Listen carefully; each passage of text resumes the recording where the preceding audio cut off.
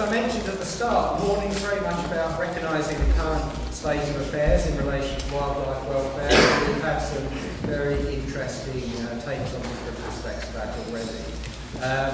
So I'm sorry to interrupt the discussions, that I've been overhearing some very useful conversations, and we're going to hopefully carry that theme through into the discussion session a bit later on, because as I said at the start, your input will really help us crystallise our views and help shape the future programme of the Wild Animal Welfare Committee. We've obviously been giving quite a lot of thought to that during our initial committee meetings, but with limited resources we really need to focus down on the big issues, big areas concerned, for example, where most interest lies, and also taking on board things like the intensity and the duration of any welfare impact on animals, to look at an actual severity. And as well, that's about the individual, looking at the numbers of animals concerned. But to help with that process, we thought it was important to see what evidence existed across a range of animal species, and we're going to hear about the first part of that project now. So this is the first opportunity we've had to give a wider exposure to a research project that we've been undertaking. So I'm going to present that to us. We have Professor Piran White. Piran's Professor in the Environment Department of the University of York, and of particular relevance to our meeting today, one major aspect of his work focuses on wildlife ecology, disease and management. Much of his work is interdisciplinary across a range of natural and social sciences, and as we've heard already, that interface is a very important aspect when we're thinking about wildlife welfare. Piran's Deputy Director of the NERC Biodiversity and Ecosystem Service Sustainability Programme, and a member of Natural England's Scientific Advisory Committee, and a former member of DEFRA's TV Expert Panel. So recently, Piran and a colleague, Joanna Cruz, undertook a literature review project for WAWC, and we're very grateful to the Water PM Lorry Trust and One Kind for funding this particular piece of work. So the purpose of this review was to look at the published evidence relating to legal activities on the welfare of terrestrial mammals in the UK as a basis for WAWC deciding on areas to pursue as we take our work forward. As well as looking at that particular topic, the formal methodology of this project was very important, because we're going to use this report as the methods in the report as a template for looking at other groups of animals. So as I say, this is the first opportunity to hear about this and to discuss it in detail, and so I'm pleased to hand over to Piran now. Thank you.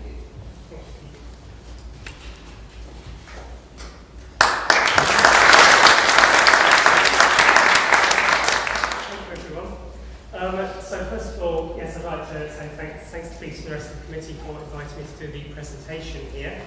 I should first of all say thank you also to Joanna Cruz, because Joanna Cruz actually did the bulk of the work that I'm going to be talking about today.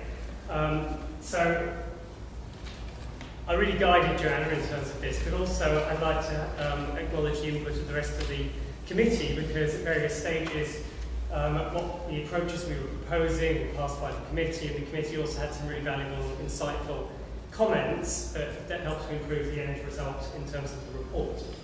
So what I'm going to present now is very much a summary of the report that we produced.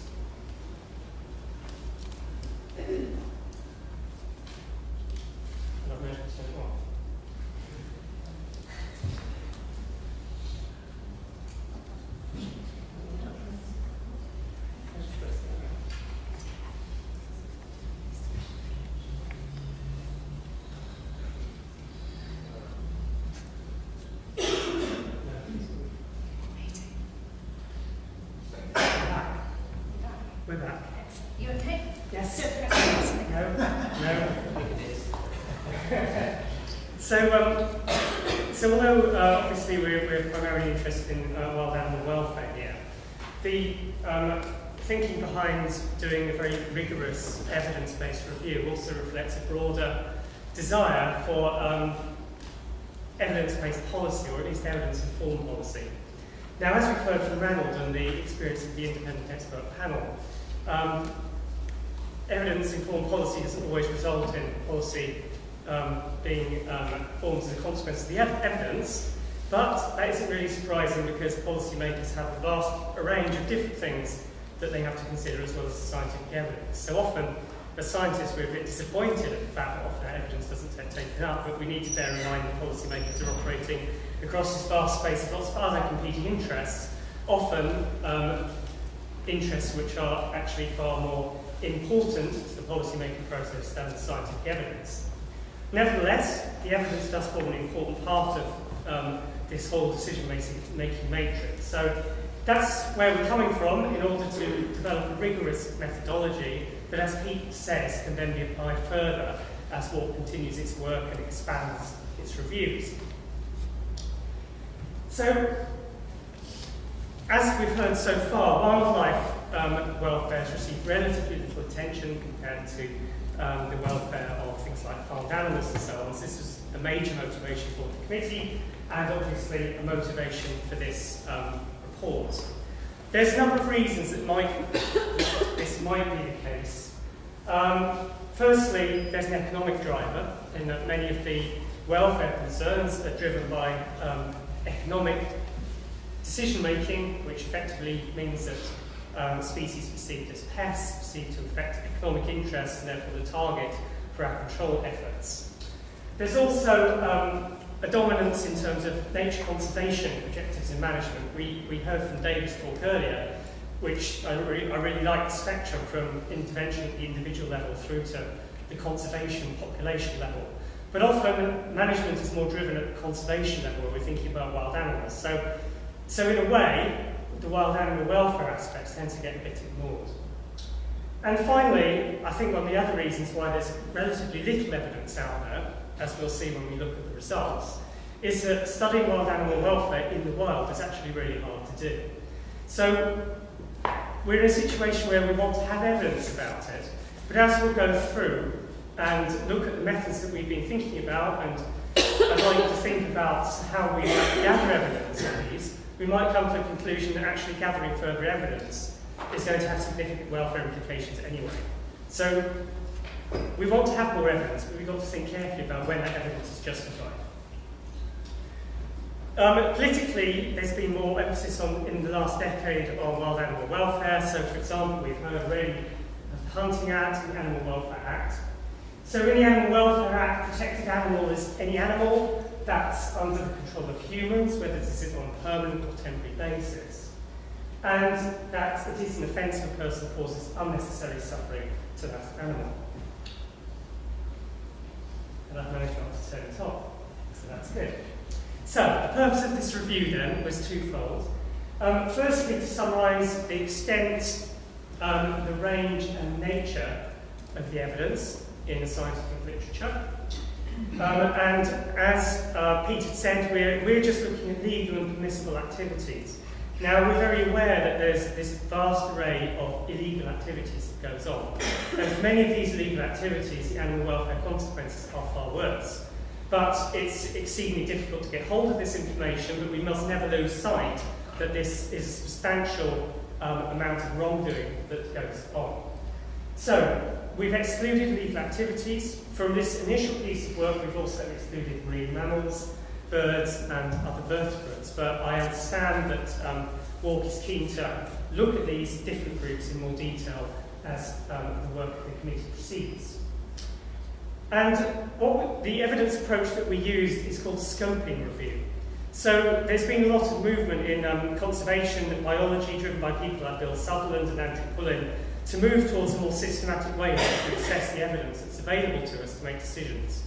So a scoping review is a systematic type of review, but a full systematic review would normally involve some sort of evaluation of the quality of different pieces of evidence. What a scoping review does is look for the evidence that exists, identify apparent gaps in the evidence, but it doesn't undertake individual evaluations of the quality of individual pieces of work. So it's on the way to a systematic review, but the important thing is that it's rigorously done and it's repeatable.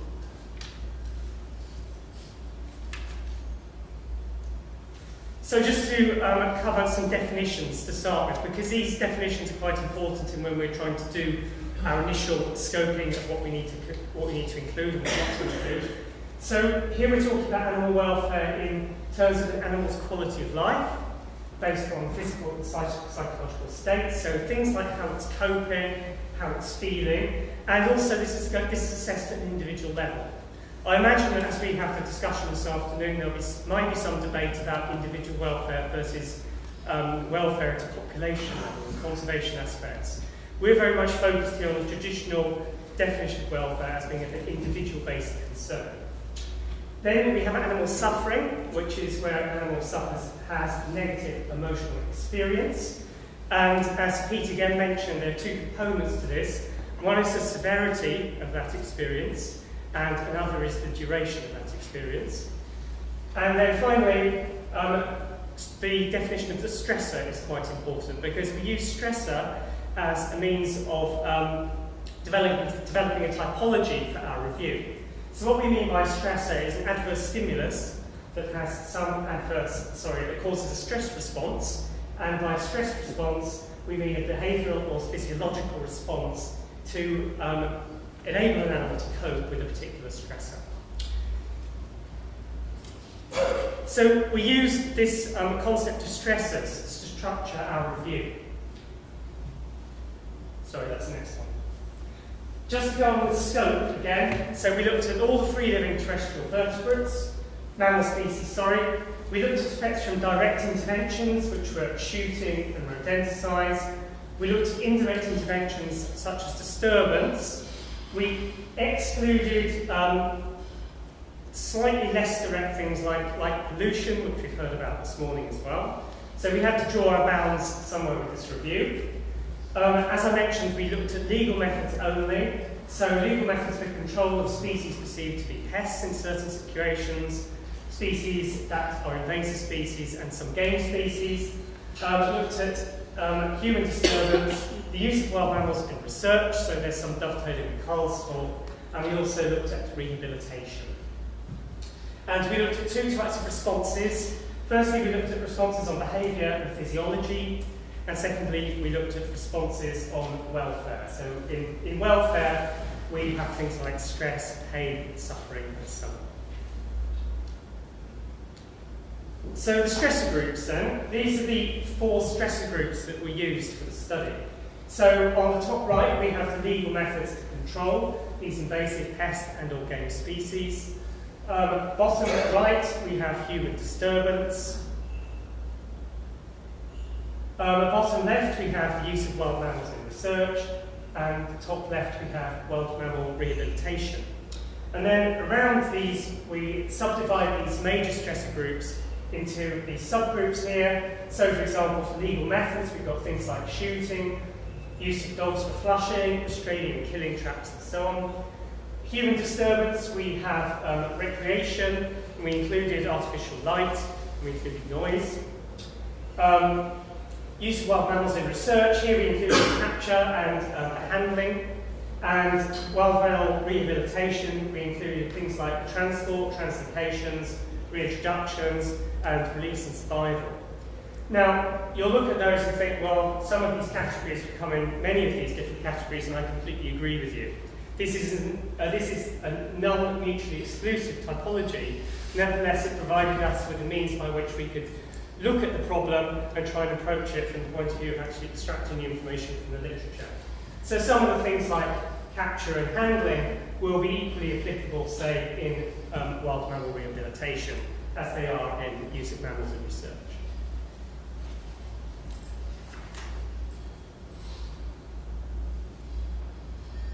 So we followed a scoping review approach that had been devised by WAWC'S and O'Malley, which is the gold standard in scoping review studies. We did the search between May and August 2016. We limited ourselves to the date of 1990 onwards, at which point the electronic databases become comprehensive. Before that, they were rather patchy. We restricted it to English language publications, and we restricted it to articles that were mentioned in these databases. So this will cover the peer-reviewed literature and also some grade literature. so not necessarily formally peer-reviewed. So there will be articles in the grey literature that we have missed. So I don't claim it's comprehensive, but because we looked at across all these quite widely used databases, we hope to capture most of what was out there in terms of the significant publications in this area. So how we did the searches, we would devise a search according to the author's affiliation country, because we were interested in restricting it to the UK. And then we'd look in the abstract and keywords for the country, again as a double check on country, name the species, response to a stressor, and the different stressors. And so this would end up, and this is an example from Springerlink, this is an example of how we would then put in the search that would then extract the papers. So basically it's a long Boolean type operator-driven statement with operators such as and or to cover the various combinations of different keywords we were looking for. And we could then substitute this according to all the different species in the UK and run these searches over and over again. So we did have some exclusions, which came through when we did the second sifting of the literature that we found.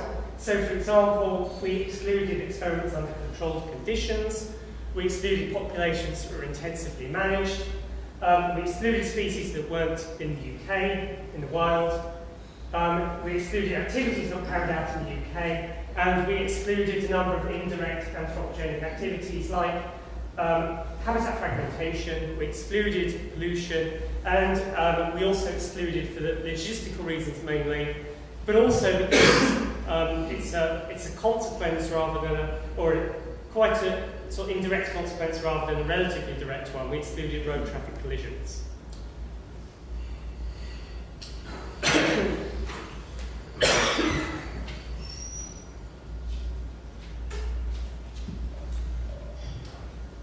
So this summarises where we got to with our literature review. So the initial extracting of the literature gave us 5,708 articles, of which 444 were duplicates, resulting in 5,264 individual articles.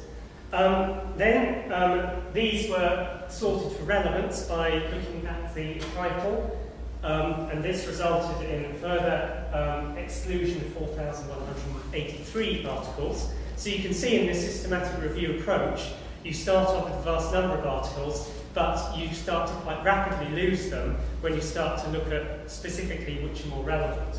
And as you move down this process, the degree to which you have to screen the articles becomes more labour intensive.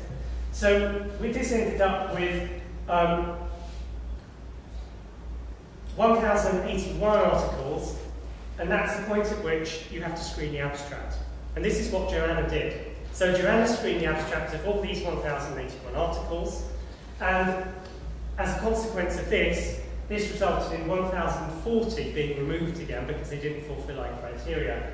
And we ended up with 46 articles that actually met our criteria, which would provide us with some degree of evidence about the impact of these activities on wild animal welfare. So just to give you an idea of the type of information available, this summarises the number of studies included in the review here by the different types of main stressor groups. So you can see that by far the largest group is studies that looked at legal methods to control invasive pests and organic species, with far fewer studies on things like human disturbance. If we look at the control, this is the legal control methods group, then this also shows what types of studies are out there. So the dominant study that looked at welfare impacts was to do with shooting and then snaring and rodenticides. Things like the use of box traps and fertility control are much less frequently studied in the literature. And you can see already that when we're starting to go down into these stressor subgroups, we're starting to talk about very low numbers of papers that are out there to provide us with an evidence base. And if we split it up according to the different species that were considered, then most species were not considered at all. Some species here had one sample, one paper, a couple had two, and only 4 species had 6 or more studies that were relevant to our review. And unsurprisingly, perhaps for people who work in this field, the species that were the main focus of these types of work were the red fox, the badger, the red deer, and the hedgehog.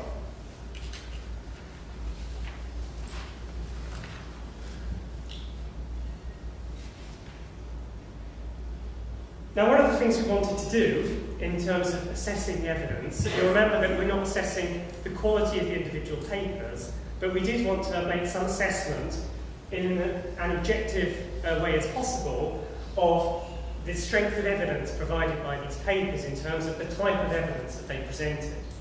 So we divided this into categories of relatively high strength of evidence, medium and low, and we were looking at doing this for evidence of the effects of the stressor on behaviour and physiology, and also on measures of welfare. And broadly, what defined a high or strong evidence study was where we had changes that were assessed both before an intervention and after an intervention, or during an intervention and after an intervention. And so if studies did this, and there was therefore what you might think of as a gold standard comparison to look at the change, these were the best studies, the high strength studies. What we tended to find, though, as we'll see with the next slide, is that most studies didn't actually meet these criteria. Some studies meet the criteria in the middle here, where either you've got something recorded before, but not after, or more commonly after, but not before, or sometimes something that's recorded during an event, but then not afterwards. So it's quite difficult with these studies to be very precise about the impact of this particular intervention or degree of exposure on welfare.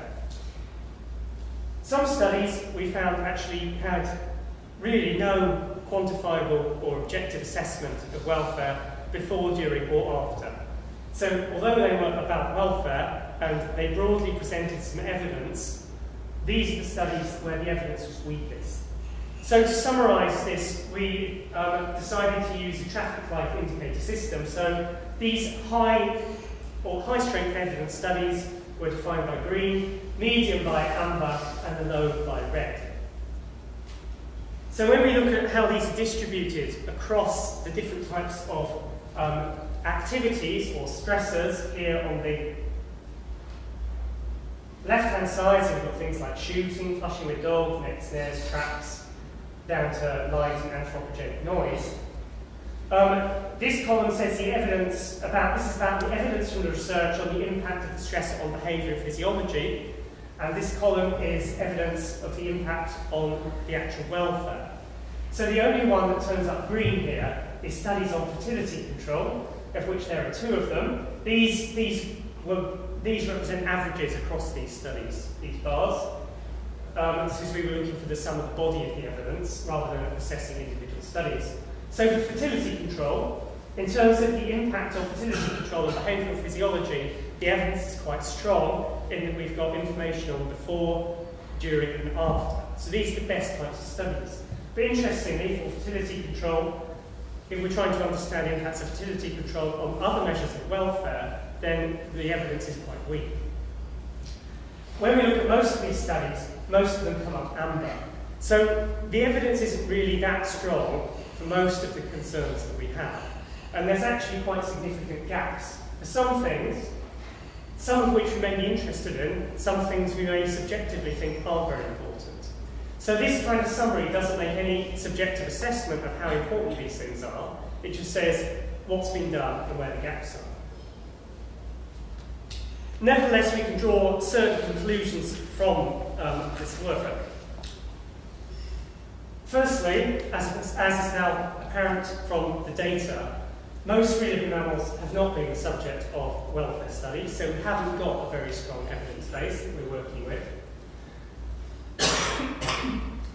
And there's a paucity of studies that have measured effects on behaviour and physiology or on welfare in a really controlled way. So we've got very few studies that have gone right from the no intervention or no exposure through exposure to after exposure. And that also means that the evidence base is weaker. For most species, we've only got 1 or 2 studies. There's only a few species if you've got more than a handful of studies. The type of stressor which has been the focus of most interest has been shooting. And for some species like deer, we have best practice guides, which are very useful in terms of helping us to ensure that best practice is carried out. But for even species like deer, where we have best practice guides, we still need more information on certain key aspects. There's things like time to death. We don't have very good information on that. How many animals are shot but not killed? There's not much scientific information on that. And impact of welfare on welfare of shooting in the reproductive season, again, we don't have much information on that.